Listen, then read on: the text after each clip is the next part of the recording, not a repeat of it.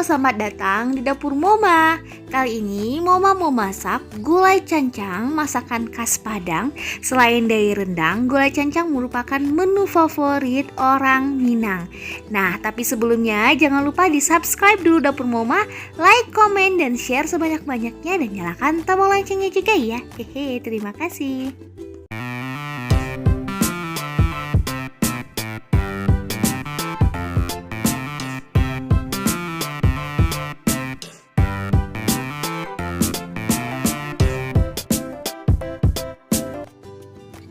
Nah, pertama kita siapkan dagingnya. Mama pakai setengah kilogram daging. Yang ini udah dibersihkan dan kita potong-potong dagingnya. Ini potongannya lumayan agak kecil-kecil ya bun. Dan untuk bawang putihnya kira-kira 8-12 siung bawang putih. Dan bawang putihnya ini nanti akan kita iris tipis-tipis. Kemudian bawang merahnya juga. Bawang merahnya juga sekitar 8 siung bawang merah. Dan ini akan kita iris tipis-tipis.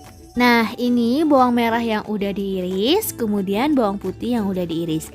Jadi nanti bawang merah dan bawang putihnya ini akan kita tumis terlebih dahulu. Kemudian untuk kelapanya ini setengah dari kelapa yang udah diparut dan ini nanti akan kita haluskan. Kemudian santan. Nah, untuk santannya ini kira-kira 1/4 kilogram santan yang pekat. Kalau misalnya bunda-bunda nggak mau nih pakai santan karena ada beberapa yang nggak mau masakannya pakai santan karena banyak sekali lemak. Jadi nanti nggak usah pakai santan, dipakein air aja nanti. Nanti juga disiapkan 1 gelas air ya. Nah, kemudian kita juga siapkan kunyitnya kira-kira setengah kelingking jari, kemudian jahe setengah empu jari, kemudian kemiri kira-kira 5 biji kemiri, kemudian lengkuas. Nah, jadi ini semua akan kita haluskan kecuali lengkuasnya. Nah, kemudian kita siapkan juga cabai giling halus. Ini kira-kira 2 ons cabai giling halus. Kalau misalnya nggak ada cabai giling halus, cabai keriting aja dihaluskan ya bun. Hehe. Kemudian untuk rempah-rempah di daunannya, kita siapkan daun jeruk kira-kira 5 helai daun jeruk. Kemudian daun salam 2-3 helai daun salam. Kemudian daun kunyit 1 helai daun kunyit. Kemudian untuk rempah-rempahnya kita pakai cengkeh. Ini enggak semuanya yang diambil, cuman 5 biji cengkeh.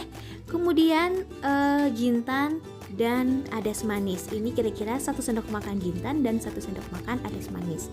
Kemudian 1 sendok makan ketumbar. Nanti jintan, adas manis dan ketumbar ini akan kita haluskan. Kemudian buah pala. Nah, ini buah palanya ini akan kita gabung sama jintan, ketumbar dan adas manis dihaluskan ya bun. Kemudian asam jawa. Kemudian kita siapkan juga kapulaga kira-kira 8-10 biji kapulaga dan bunga lawang. Nah, sekarang kelapa parutnya akan kita oseng-oseng sampai warnanya ini kecoklatan. Nah, kira-kira seperti ini. Setelah berwarna kecoklatan, kemudian kita haluskan atau kita giling. Nah, ini dia, kita haluskan ya kelapa parutnya sampai benar-benar halus. Nah, kira-kira seperti ini jadinya.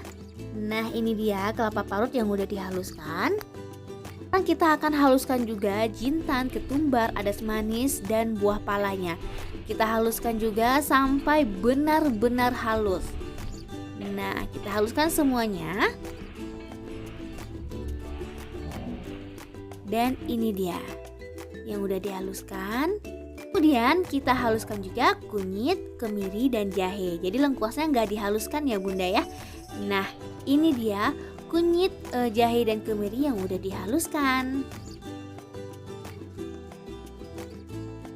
Kita akan tumis bawang putih dan bawang merahnya. Kita tumis bawang putihnya terlebih dahulu, kemudian kita tumis bawang merahnya. Nah, kita masukin bawang merah, kita tumis sampai benar-benar layu. Nah, kita tumis terlebih dahulu sampai benar-benar layu ya. Hehe.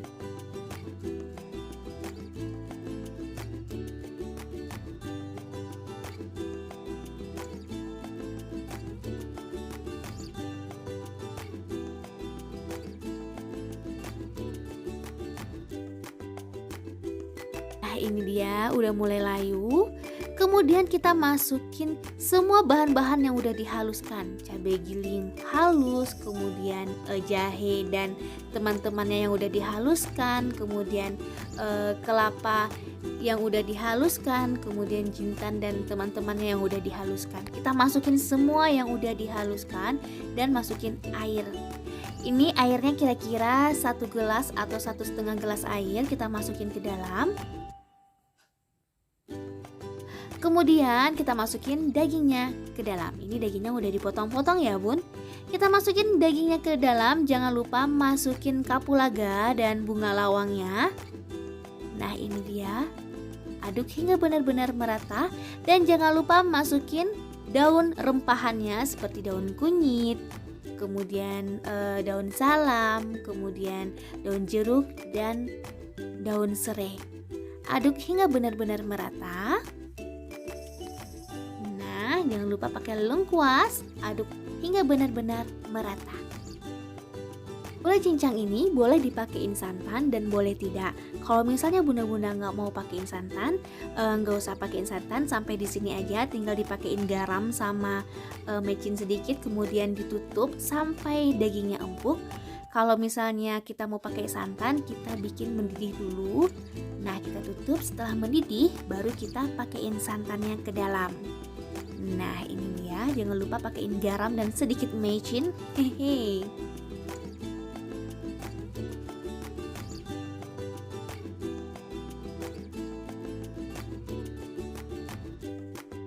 Jadi udah mendidih, baru kita masukin santannya ke dalam. Santannya nggak usah banyak-banyak, tergantung selera masing-masing. Jadi kalau misalnya gulai ataupun masakan yang ditambahin santan ke dalam adonan itu harus benar-benar diaduk. Karena apa? Karena kalau misalnya santan dan air itu kalau nggak diaduk, dia akan pecah santan dan rasanya itu kurang enak kalau santannya udah pecah. Nah, kita tunggu sampai mendidih dan ini udah selesai. Siap kita sajikan. Nah, ini dia gulai cancang khas Minangnya, siap untuk disantap dan disajikan bersama keluarga. Mudah dan praktis kan cara bikinnya? Gulai cancang khas Minang ini merupakan ciri khas juga dari masakan Padang, karena selain rendang, gulai cancang merupakan makanan yang paling disukai juga. Hehe. Nah, terima kasih yang udah nonton Dapur Mama. Nantikan resep Mama selanjutnya dan informasi-informasi Mama selanjutnya. Jangan lupa di subscribe, like, komen, dan share sebanyak-banyaknya Dapur Mama. Dan nyalakan tombol loncengnya juga ya.